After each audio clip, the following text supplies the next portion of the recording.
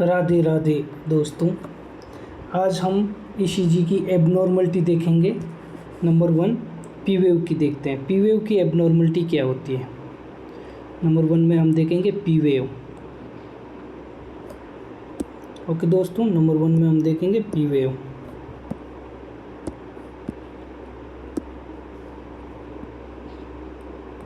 P wave की क्या abnormality है,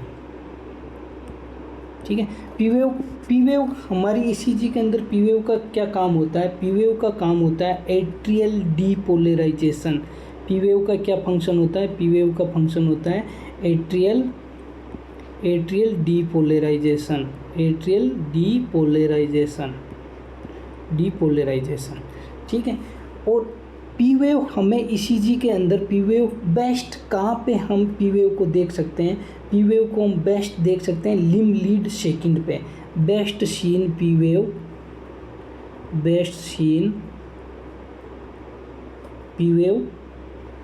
इन लिम्ब लीड 2 पर, यानी लीड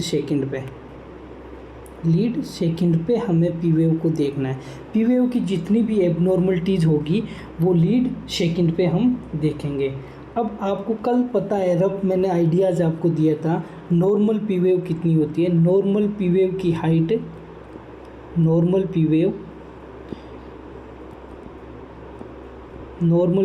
हाइट एंड उसकी विड्थ। नॉर्मल पी वेव की हाइट और विड्थ मैंने आपको बताई थी लेस देन 3 स्मॉल बॉक्स के अंदर होनी चाहिए, ठीक है। बट बेस्ट है less than 2.5 small box, 2.5 small box. Height और width both 2.5 small box. Okay ji. अब एबनॉर्मलिटी देखते हैं पी वेव की। यदि एबनॉर्मल पी वेव कब होगी, यदि हाइट पी वेव की हाइट 2.5 स्मॉल बॉक्स से ज़्यादा हो जाती है हाइट पी वेव की, तब क्या एबनॉर्मलिटी होती है। और पी वेव की विड्थ 2.5 स्मॉल बॉक्स से ज़्यादा हो जाती है, तब क्या एबनॉर्मलिटी होती है। नंबर वन है हाइट। इफ़ यदि पी वेव की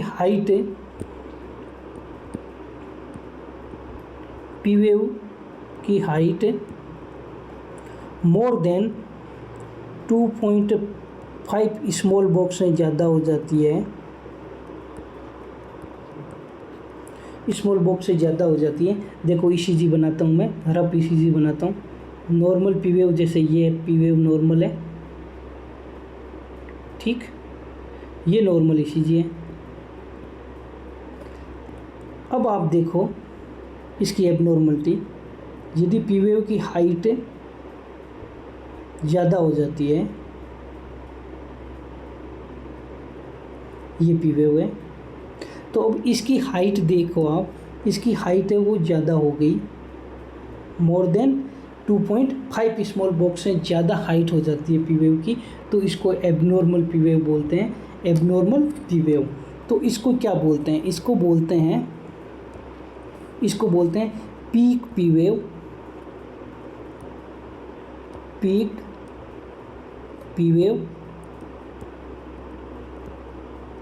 या फिर इसको बोल सकते हैं पी पल्मोनले,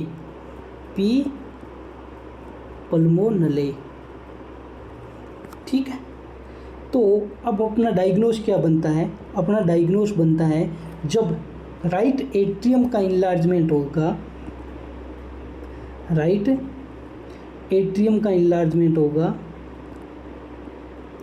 एट्रियल इनलार्जमेंट।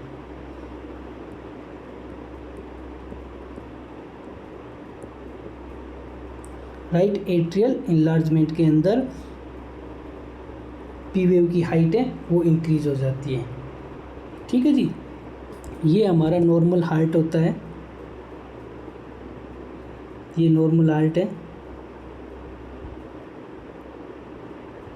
ये right atrium, left atrium, right ventricles, left ventricles, ठीक है। तो राइट एट्रियम का इनलार्जमेंट हो जाता है इसके अंदर, तब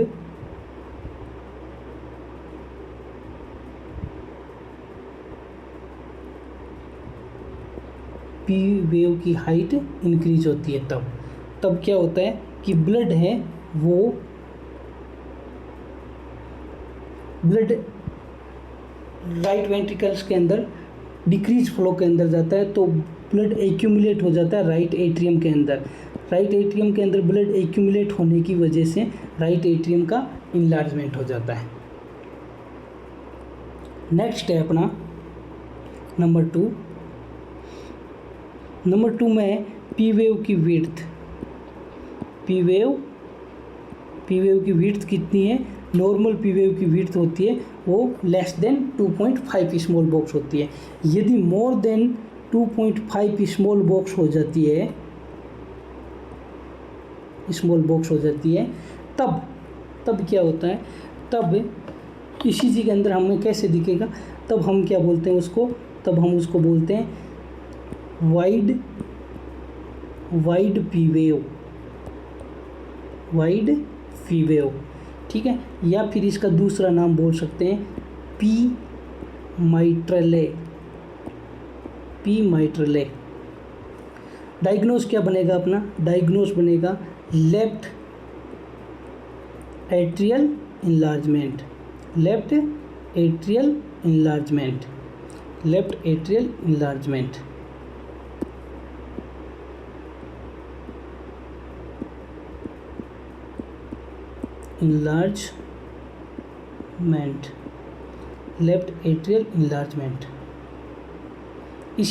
ईसीजी कैसे दिखेगी इसकी? इसकी कैसे दिखेगी? इसकी ईसीजी दिखेगी नॉर्मल ईसीजी ये है, जैसे कि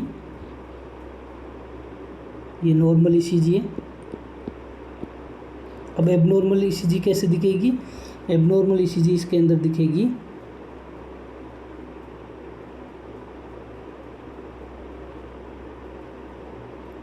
ऐसे। अब इसकी क्या है? इसकी विड्थ है वो मोर देन 2.5 स्मॉल बॉक्स से ज़्यादा हो जाती है, ठीक है। इसको बोलते हैं पी माइट्रले या फिर वाइड पी वेव। हार्ट पर कैसे दिखेगा? हार्ट में इनलार्जमेंट हो जाएगा। ये नॉर्मल हार्ट होता है अपना, ठीक है। तो ये लेफ्ट एट्रियम है, लेफ्ट एट्रियम का क्या होगा? इनलार्जमेंट हो जाएगा। लेफ्ट एट्रियम का इनलार्जमेंट हो जाएगा। ब्लड फ्लो है वो डिक्रीज होने की वजह से ब्लड एक्यूमुलेट हो जाएगा लेफ्ट एट्रियम के अंदर, और उसकी वजह से इनलार्जमेंट हो जाएगा, लेफ्ट एट्रियल इनलार्जमेंट। चलो जी, नेक्स्ट हमारी ईसीजी है थर्ड नंबर ईसीजी हमारी क्या है? थर्ड नंबर ईसीजी है एट्रियल फिब्रिलेशन। एट्रियल फिब्रिलेशन के अंदर क्या होता है? एट्रियल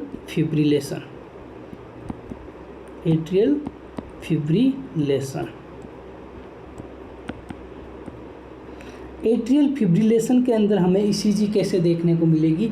ईसीजी हमें एट्रियल फिब्रिलेशन के अंदर ईसीजी देखने को मिलेगी। उसके अंदर हमें क्या देखने को मिलेगा? उसके अंदर देखने को मिलेगा पी वेव क्या होगी? पी वेव अपसेंट होगी, absent P wave plus irregular R wave. Irregular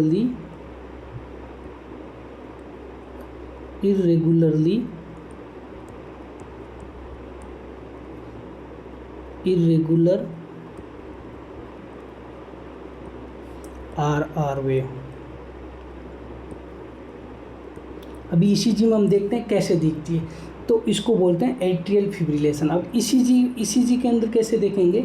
ECG के अंदर हम देखेंगे जैसे कि ये पी वेव है वो अपसेंट पी वेव है, अपसेंट पी वेव मैंने देखो नहीं दिखाई है, डायरेक्ट मैं क्यू वेव डाल रहा हूँ।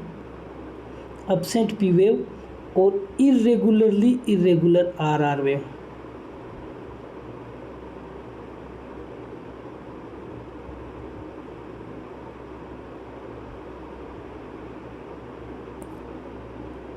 Irregularly irregular R R wave. अब देखो इसको देखो आप, ये आर वेव है, ये क्यू आर एस, ये टी, ये Q R S T wave.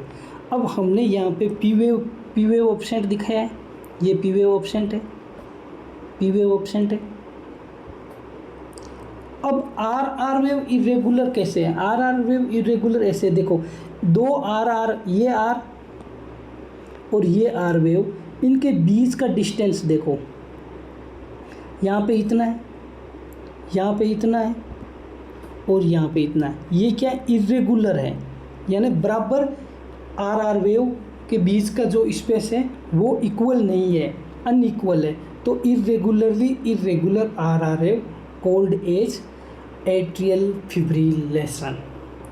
Next ECG अपनी, next ECG number 4। Number 4 ECG है, वो है PSVT, PSVT या फिर इसको और बोल सकते हैं SVT, SVT। PSVT और SVT के अंदर ईसीजी हमें कैसी दिखेगी? इसके अंदर ईसीजी हमें दिखेगी एब्सेंट पी वेव होगा, एब्सेंट होगी पी वेव, एब्सेंट होगी P wave, P wave absent होगी, plus regular R R wave, regular R R wave.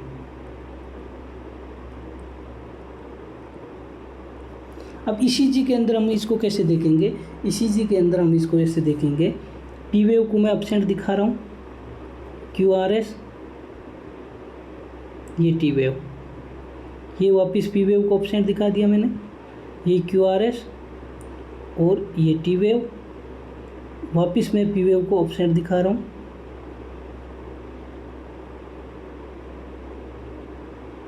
वापस पी वेव को एब्सेंट दिखा रहा हूँ।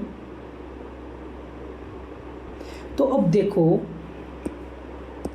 ये आर वेव है, ये आर वेव है, ये आर वेव है, ये आर वेव है। पी वेव हमने एब्सेंट दिखाया यहाँ पे, पी वेव एब्सेंट है, और इन आर आर वेव के बीच का जो डिस्टेंस है ये इक्वल डिस्टेंस है, सबके बीच में इक्वल डिस्टेंस है, ठीक है। तो रेगुलर हो गई, आर आर वेव रेगुलर है बट पी वेव एब्सेंट है, तो कोल्ड एज PSVT या फिर SVT, ठीक है। ड्रग ऑफ चॉइस क्या होगी यहाँ पे? ड्रग ऑफ चॉइस क्या होगी? ड्रग ऑफ चॉइस होती है, ड्रग ऑफ चॉइस है एडिनोसिन,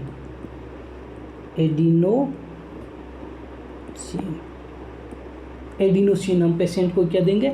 एडिनोसिन देंगे। और प्रिवेंशन में क्या करेंगे? प्रिवेंशन में क्या है? प्रोफाइलेक्सिस में क्या है? प्रोफाइलेक्सिस या प्रिवेंशन में क्या है?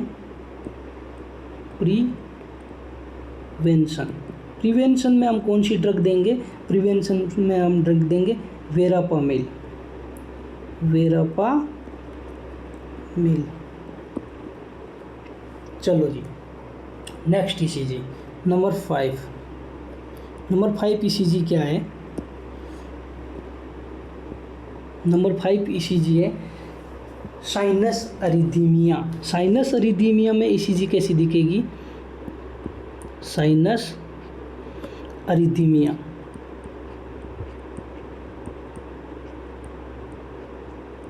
साइनस अरिथीमिया की ईसीजी में क्या होगा? साइनस अरिथीमिया की ईसीजी के अंदर पी वेव प्रेजेंट होगी plus irregular R R wave होगा।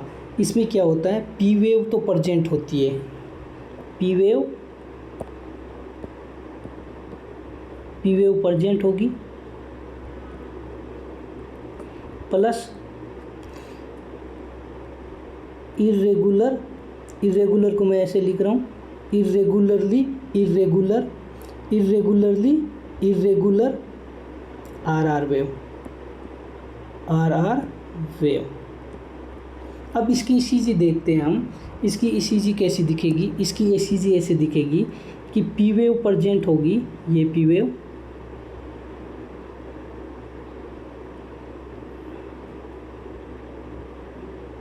ये टी वेव, ये पी वेव,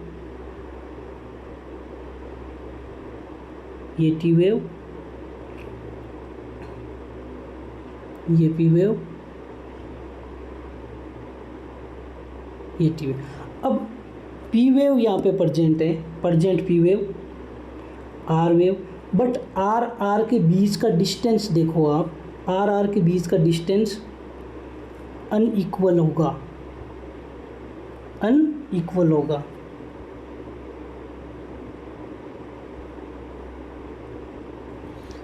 तो इसको बोलते हैं sinus arrhythmia, sinus arrhythmia. Next अब अपनी ईसीजी है पी वेव के अंदर, पी वेव की एबनॉर्मलिटी के अंदर नेक्स्ट ईसीजी अपनी क्या है, number 6। Number 6 is a so tooth pattern atrial filter के अंदर, atrial filter, atrial filter, atrial filter के अंदर अपने को कैसी ईसीजी दिखेगी, एट्रियल फिल्टर के अंदर अपने को ईसीजी दिखेगी, वो दिखेगी सो टूथ पैटर्न, सो टूथ पैटर्न, सो टूथ पैटर्न, सो टूथ पैटर्न हमें इसके अंदर दिखेगा, इसको बोलते हैं एट्रियल फिल्टर। अब इसकी ईसीजी कैसे दिखेगी, हमें इसकी ईसीजी ऐसे दिखेगी, P wave, QRS, T wave, P wave, QRS, T wave, वापिस पी वेव, क्यूआरएस और टी वेव। हमें इसके अंदर देखो, आप सोचो ये क्या है, ये क्यू आर एस कॉम्प्लेक्स है, ये पी वेव है, ये क्यू है, ये एस है, ये टी वेव है, ये बीच में एक एक्स्ट्रा आ गया और ये वापस पी वेव आ गई। तो जो ये बीच में एक्स्ट्रा आया है, तो इन तीनों को हम शॉर्ट टूथ पैटर्न, जो अपने मुंह के टीथ होते हैं उसकी तरह दिखते हैं ये, तो शॉर्ट टूथ पैटर्न बोलते हैं इसको। 3 भी हो सकते हैं, 4 भी हो सकते हैं, तो इसको बोलते हैं एट्रियल फिल्टर। ठीक है। नेक्स्ट ईसीजी अपनी नंबर 7 ईसीजी, नंबर 7 ईसीजी है, वो है MAT, MAT। MAT क्या है, MAT है multifocal atrial tachycardia, multifocal atrial tachycardia. ठीक है। इसकी ईसीजी कैसी दिखती है हमें, इसकी ईसीजी के अंदर डिफरेंट शेप की, डिफरेंट शेप की, डिफरेंट शेप की पी वेव हमें दिखती है। तो different shape of P wave, P wave हमें क्या दिखेगी, पी वेव हमें अलग अलग शेप की हमें पी वेव दिखेगी। तो इसकी ईसीजी हम देखते हैं। देखो नंबर 1 पी वेव ऐसी दिखी, ये क्यूआरएस कॉम्प्लेक्स, ये टी वेव, और नेक्स्ट पी वेव मेरे को ऐसी दिखी, क्यूआरएस कॉम्प्लेक्स, ये T wave, next P wave मुझे ऐसी दिखी। तो आप देखो इसके अंदर पी वेव की शेप कैसी है, ये पी वेव कैसी है, ये पी वेव कैसी है, और ये पी वेव कैसी है। तो अलग अलग शेप की हमें पी वेव देखने को मिलती है। तो इसको बोलते हैं MAT, मल्टीफोकल एट्रियल टेकिकार्डिया। ठीक है, मल्टीफोकल एट्रियल टेकिकार्डिया। तो ये 7 कंडीशन जो कि बहुत इम्पोर्टेंट है पी वेव के लिए। पी वेव की एबनॉर्मलिटी के अंदर ये 7 इम्पोर्टेंट कंडीशन होती है जो हमें मोस्टली पेशेंट में देखने को मिलती है। अब याद क्या रखना है, याद ये रखना है कि इन 7 कंडीशन को देखने के लिए ईसीजी पेपर पे हमें ओनली लिम्ब लीड 2 देखनी है। लीड कौन सी देखनी है, लीड सेकंड पे हमें ये सारी एबनॉर्मलिटी देखने को मिलेगी। ठीक है जी। एक्स्ट्रा पॉइंट कुछ एक्स्ट्रा पॉइंट बताता हूँ मैं कि हार्ट रेट काउंट कैसे करते हैं, ईसीजी में हार्ट रेट को काउंट कैसे करते हैं, हार्ट रेट कैसे चेक करते हैं, हार्ट रेट कैसे चेक करते हैं ईसीजी के अंदर। हार्ट रेट चेक करने के लिए क्या करते हैं कि दो आर वेव है, जैसे कि ये P wave, Q R S, T wave, P wave, Q R S, और ये टी वेव। तो ये जो आर वेव है, इन आर वेव के बीच का जो डिस्टेंस है, इसके अंदर कितने बिग बॉक्स है, स्मॉल बॉक्स नहीं, बिग बॉक्स कितने हैं उनको काउंट करना है। ठीक है, उनको काउंट करना है कि फॉर एग्जांपल इसके अंदर जैसे कि 6 बिग बॉक्स आए हैं, इसके अंदर कितने बिग बॉक्स आए हैं, 6 बिग बॉक्स आए हैं। तो 6 बिग बॉक्स को काउंट कर लिया, 6 बिग बॉक्स को काउंट कर लिया। फिर क्या करना है, 6 बिग बॉक्स हैं तो 300/6 करना है। ठीक है, तो 300/6 किया तो 50 हुआ, तो हार्ट रेट इसकी कितनी होगी, पेशेंट की हार्ट रेट 50 हो जाएगी। अब यदि ईसीजी के अंदर R wave irregular R wave होती है, इर्रेगुलर आर वेव होती है, तो हमें क्या करना है, इर्रेगुलर आर वेव है तो हार्ट रेट कैसे काउंट करेंगे, इर्रेगुलर आर वेव में हार्ट रेट काउंट करने के लिए हमें क्या करना है कि तो इर्रेगुलर हार्ट रेट के लिए हमें जो ईसीजी पेपर है, ये ईसीजी पेपर है, ये ईसीजी पेपर है, इसमें जैसे कि 30 बिग बॉक्स देखने हैं हमें, 30 बिग बॉक्स, 30 बिग बॉक्स के अंदर, 30 बिग बॉक्स के अंदर कितनी आर वेव है, how many R wave in R wave, R wave को काउंट करना है। फॉर एग्जांपल 10 आर वेव है, ये 30 बिग बॉक्स के अंदर 10 आर वेव है, तो उसको मल्टीप्लाई करना है 10 से, तो हार्ट रेट कितनी हो जाएगी, 100। तो इस पेशेंट की हार्ट रेट 100 होगी। Okay guys, thank you. P wave की एबनॉर्मलिटी हमने देख ली है। नेक्स्ट वीडियो में हम देखेंगे पीआर इंटरवल की abnormality. Thank you so guys.